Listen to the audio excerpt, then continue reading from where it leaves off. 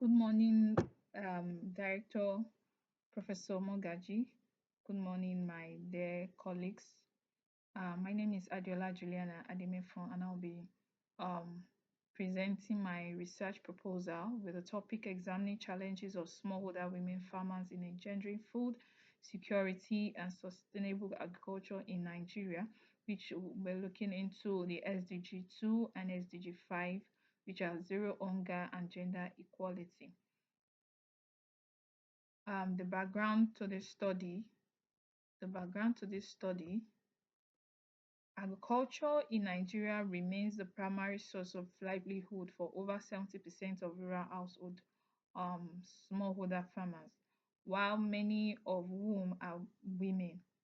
And women play a very important and vital role in the food production. Women are responsible for about 60%, between 60% to 80% of food production in Nigeria. And according to United Nations, there are around about 690 million people who are hungry, which accounts for slightly less than 10% of the world population, and more than 600 million of the world of which are projected to face hunger by 2030. So goal 26 to create a world free of hunger by 2030. And the women farmers undoubtedly remains a, an important actors in food production in sub-Saharan Africa, uh, and a force to be reckoned with to end hunger, and most especially in Nigeria. The research objective of this study is to examine the key challenges and barriers the smallholder women farmers face in accessing farm inputs and services. Secondly, to assess the impact of socioeconomic, cultural, and policy-related barriers on food security and sustainable agriculture in Nigeria.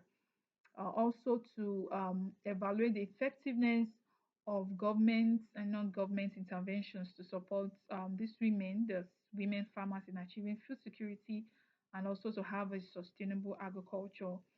And lastly, to provide recommendations towards addressing identified challenges in engendering sustainable agriculture and food security efforts in rural areas, especially in Nigeria.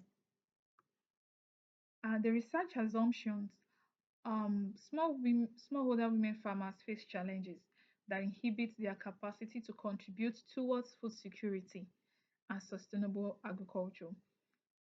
Secondly, sociocultural, economic, and economic factors have exacerbated challenges that these smallholder women farmers face and had an impact, and also have an impact on food security and sustainable agriculture. Thirdly, the third assumption is there have been efforts by states and non-state actors to support small older women farmers in achieving food security and sustainability. And lastly, there are effectual recommendations to address these challenges towards towards achieving the SDGs.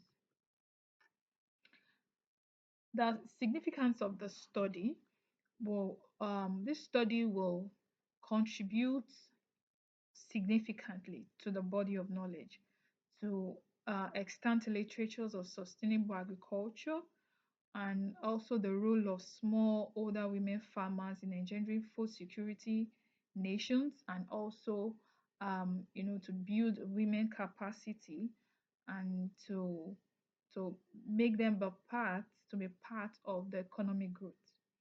It will be another you know repository to inform policy decisions in operationalizing agricultural framework in tandem with the Maputo Declaration and other international, regional, and national treaties which Nigeria is a signatory.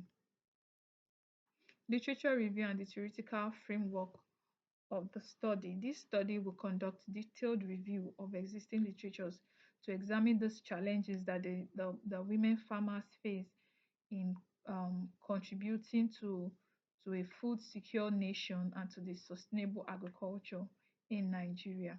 This research will adopt the assistance theory and structural functionalities theories as the theoretical framework for analysis.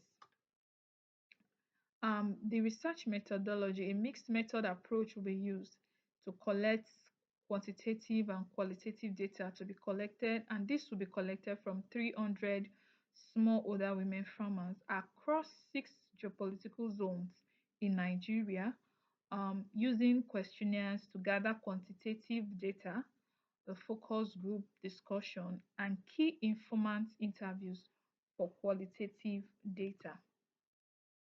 The sample size and sampling techniques for this study, about 300 smallhold women farmers representing 6 geopolitical zones in Nigeria will be selected, and 50 women farmers per zones will be selected through simple random and purposive sampling. Method of data analysis.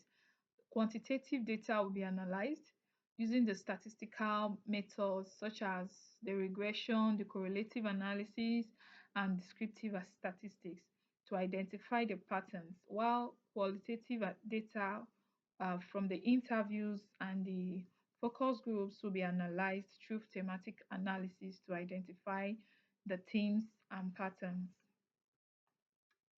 Expected outcomes. The expected outcome is for the identification of key challenges, the lack of access to land, insufficient access to credit and financial services, offering solutions to inadequate agricultural extension services, addressing gender-based discriminations and sociocultural norms.